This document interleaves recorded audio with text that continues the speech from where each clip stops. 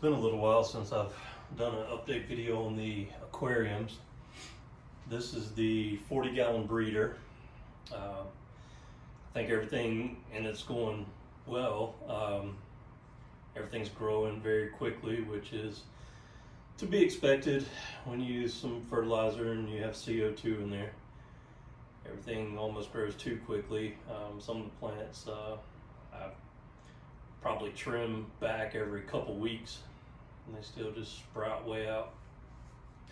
But that's okay. I mean, it's it's everything with aquariums is a learning experience. So never dealt with some of these plants before. Learning about them, how they grow, and then the runners and different things on them. So anyway, I just kind of wanted to shoot a video just so you can see how everything's going in this aquarium. And I also had a question about when I put the new inline CO2 art diffusers in. Somebody had asked me if you see a lot of bubbles in the water.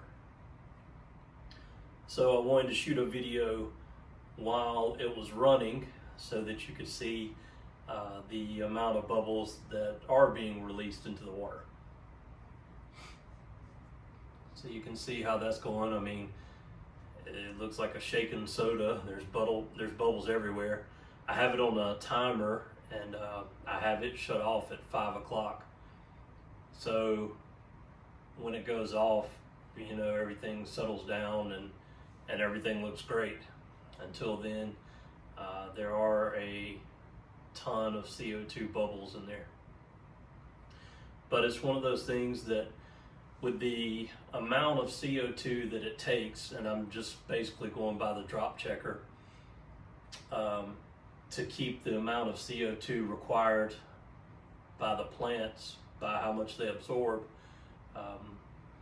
it doesn't matter whether I've had whether I use the inline diffuser or the in-tank atomic diffuser, I've gotten the same results. I've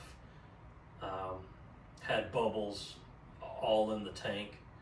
So, I mean, that it just kind of works out the same either way. I thought when I went to the inline CO2 diffuser that it would eliminate some of that. And if you turn it down, then it does. You don't have all the bubbles in the water. But to get the drop checker to show that I'm at a good level by showing green instead of blue, more of a greenish yellow even, then I've got it set to the level that it requires, and you see bubbles all throughout the tank. So anyway, I'm gonna let just the video run for a few minutes so you can kind of just have a little relaxing time, I guess, to watch the fish swim around as I like to do. And I'll stop the video after that. Wasn't really a whole lot that I intended to put into this video. Just like I said, wanted you to be able to see where the tank's at right now, and kind of answer that question or show visually an answer to the question about the CO2 bubbles. Other than that, I think everything in this tank's been doing fine. When I did trim the AR Mini in the middle, some of the leaves that started to come back developed holes in them for a little while, and then started having a little bit of algae on them, which some of them still have a little bit of algae on them, you can tell or see. But it's starting to clear up again and go away, so nothing to really worry about or be concerned about. Still tons of shrimp in this tank. I still have the same fish. I haven't done anything else and added to it. It's basically, my schedule is that once a week I change out the pre-filter in the OASI canister, and every 2 weeks I do a water change. And when I do the water change, I trim back some of the plants that are really sprouting out. And then once a month, I actually just change out or rinse out all the filter pads and filter media. Other than that, that's all I do with this tank. Once a week, I put half the amount of fertilizer that it recommends on the bottle.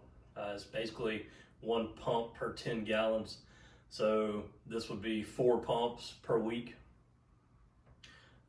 You know, there's different routes you can go about that with fertilizer. I've seen some people say they'll divide it up and do it twice a week at half the dose. So for this tank, they would put maybe 2 pumps on Wednesday and 2 pumps on Saturday and Sunday. Basically, my schedule is I just put 2 pumps every Saturday, and I think the plants are doing fine. I kind of, when I was following that schedule and putting the full dose in there that it recommended, I was getting more algae on the glass and things. So I think that kind of, I think that was too much fertilizer or putting too many nutrients in the water.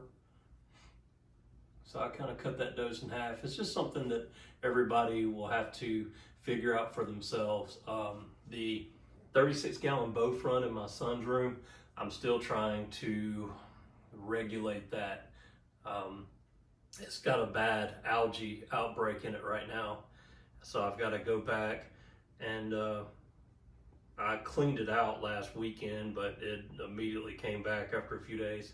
So I've got green algae everywhere, and I've got a little bit of the black beard algae back again. That tank, I've been battling that stuff forever. And that's the one that I had done a video on before, to where I showed you I tried hydrogen peroxide at one point and treated it. And I've also tried the aquarium flourish on. I'm not really sure what I'm gonna do to attack it now. I think the aquarium flourish is gonna be a better route to go than trying the hydrogen peroxide. I think it might be safer as long as I'm really careful with the dose. So last time I kind of followed the instructions, and I was putting not quite a, you know, it was like a half a capful or something like that in every day. And then I started losing shrimp and invertebrates. So I think I'll just have to cut that back and kind of be really careful with it and see what happens. Doing the peroxide, I lost some of the stock as well. So I'm not really sure the best way to tackle it. Of course, you got all the other methods like people talk about, doing blackout periods and whatever, you know, there's all kind of little gimmicks and things people try. I had a mild outbreak in this tank of black beard algae at one point, and I basically just put a nitrate remover, nitrate and phosphate remover pad in the filter, and it cleared it up. I tried the same thing in the 36-gallon, and it didn't clear it up. So I think the main reason it didn't is I'm probably still dosing too much fertilizer in that tank. But anyway, that's really all I got. I was just kind of, you know, this video didn't have a particular purpose. It's just figured I would talk about some things going on and let you take a look at this tank and kind of just watch it for a little while as I ramble on. But if you do take the time to watch this video, I just want to say thank you. I appreciate everybody that does take time to watch my videos. I know they're not always the most informative. I do hope that people get some useful information out of them, or at least enjoy watching some of it and seeing some of the things I'm working on. But thanks again for watching.